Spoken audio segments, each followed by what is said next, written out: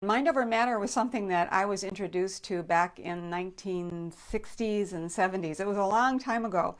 And I have been working with it for a really long time because it is not the easiest thing in the whole world to work with because our thoughts can be so unconscious. But mind over matter is really about focusing on an idea, a thought, and knowing that the essence of that thought is going to manifest. When I first started on the path of looking at how our thoughts influence things, and it's pretty much known as the law of attraction now. Back then it was the law of mind in action. Thoughts held in mind produce after their kind. So I had gone to a prosperity workshop, and I had I think I had like maybe $30 to my name. And I went to this prosperity workshop, and the teacher said, when you give, and you give just to be able to give, just that thought that is held in mind will bring the essence of the same thing of the universe to you. So it was really about the thoughts that are held in mind produce after their kind. So it was to give, then the universe gives to me. So I didn't have very much money left, but it was time to make the offering for this workshop, and I gave all that I had left. I thought, well, what the heck, let's see if I can prove this. And no kidding, the next break, there was a man who came and sat down next to me, and he handed me $100, and he said, I just got this insurance settlement, and I thought that maybe you could use this money. Well, jaw drop. That was like, oh my gosh, how lucky can I be? So I then had a way of helping to pay for a place to stay and food and all that kind of stuff. And then things just got better as time went by, as they do. As I like to say, all things come to pass. So how does this have anything to do with weddings? So this is how I've been proving this in my life now. Because again, it takes a long time to really focus in on your thoughts and know how they're going to affect your life. So, hi Judy. So one of the things that happened to me was up in the area where I live and where Judy, who's on now, lives, is that pretty much the season is winding down because almost everybody wants to get married in the sun on the beach.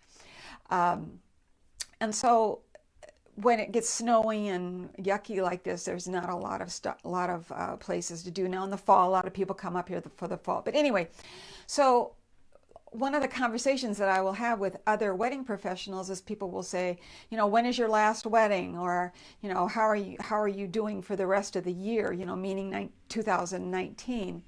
And usually we'll say, well, my last wedding is blah, blah, blah, or I don't have another wedding until December 31st on New Year's Eve, or something like that.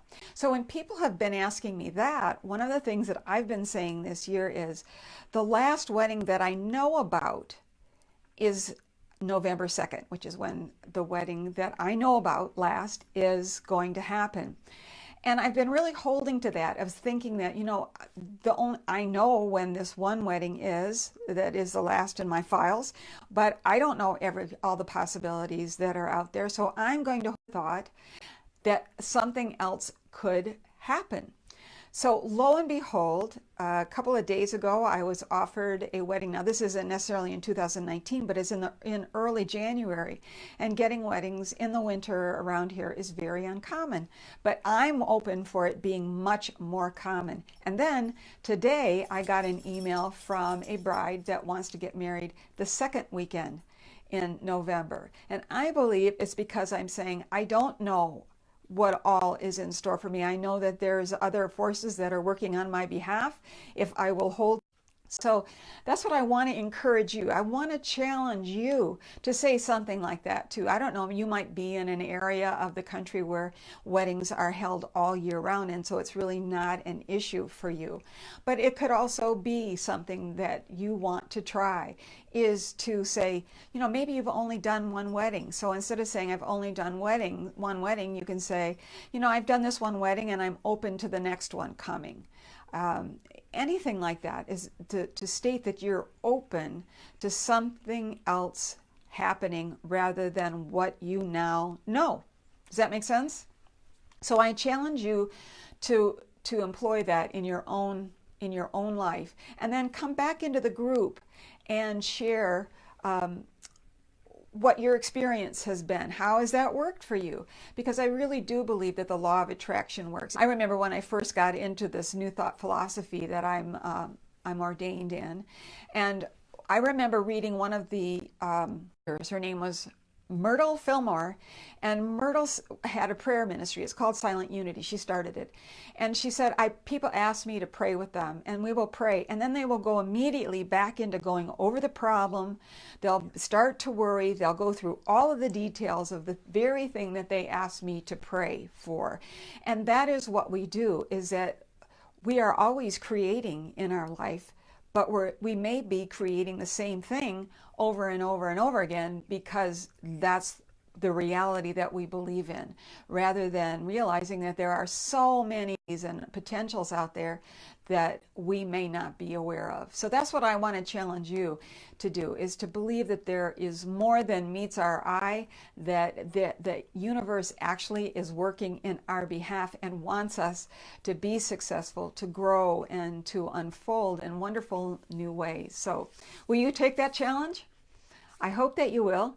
And then come back into the I Do Wedding Officiant Prep group and let us know how it goes. Okay? All right, so that's today's Wedding Tip Wednesday. Thank you, Judy. Thank you, anybody else who comes. If you'll put, like that this is a replay, say hello and where you're from. I love to hear where people are coming from.